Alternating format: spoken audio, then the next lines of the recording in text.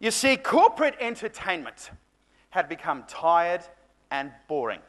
And then we step back and let them have it. The Phantom of the Opera is there inside your mind. And then walk away. I'm a passionate and driven communicator. My story is about how we took an idea and literally revolutionised the events industry. A friend and I, we had an idea for a fun operatic corporate entertainment concept. And we turned that idea into The Three Waiters, a business that has entertained nearly 3 million people, and it became the most successful corporate entertainment act in the world. What is it about Nessun Dorma? I'll tell you. It's the closest piece of music man has ever come up with which parallels the act of lovemaking.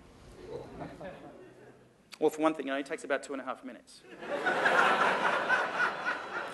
Obviously, serious opera buffs get it, but then you also get footy fans and Broken Hill come up to you saying, mate, I bloody hate opera, but geez, I loved your show. Now, my business partner and I, we didn't know it at the time, but this was going to become something much more than just entertainment. Ready for this? Do you think you boys could do your Three Waiters show for the Three Tenors? I helped create a show that became #1 in the world. I am, and always will be, tremendously proud of my association with the Three Waiters. But you know what? I never stopped being a rock and roller at heart, and a few years ago, I felt the need to move on. In May of last year, I actually sold my complete shareholding in all 3 companies. So I am now no longer affiliated with the show at all. My key message is that being courageous and creating opportunities for yourself is the secret to success. You know, life's not a rehearsal and we only have one chance. So I never wanted to look back on life and say that I wasted my talents. Being entrepreneurial is about being passionate. It's about giving it all and being brave enough to be innovative. Yeah, I learned from this that I'm not afraid of risk, and that without it, you cannot crash any boundaries at all. With risk comes adventure and excitement.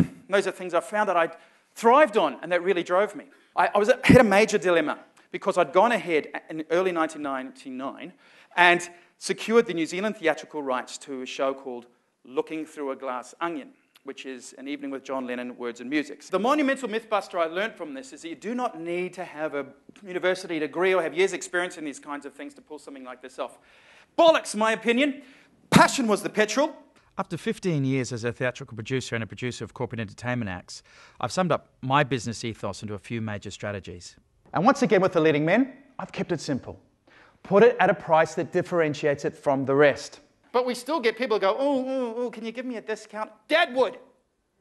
Don't worry about them. You put your price up, you got yourself a whole new market.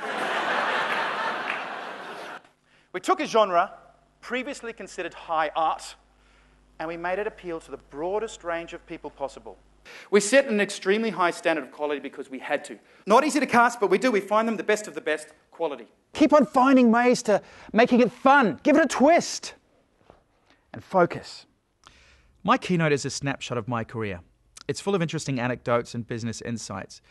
But the unique point of difference is that in my Keynote, I sing 1 or 2 arias. And as far as I know, no one else on the speaking circuit has ever done that. And I do this because it stirs the emotions, and it's a really effective way of engaging with an audience. This is your chance to reach inside and find that inner rock or opera singer that is in each and every one of us.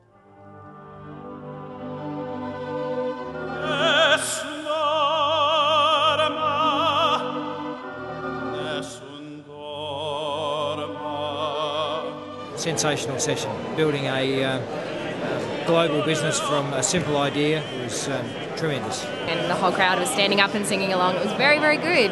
He was fabulous. He was very, very good, very inspiring. Great story. Darryl's story is one which is unique and does touch our hearts and also our minds. As someone who's responsible for managing large events, and particularly the content of large events, it's very important that we find speakers and presenters who can engage an audience and deliver on the client's communication objectives. In my experience working with Darryl, he's a master at that. What a fantastic presentation and a fantastic story.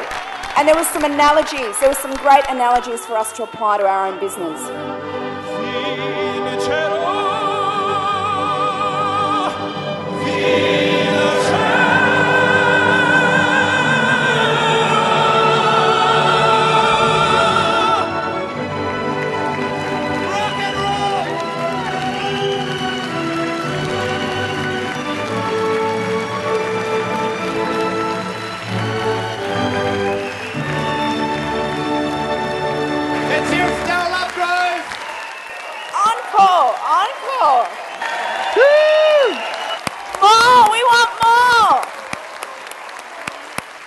I have a very compelling story to tell, and I love telling it.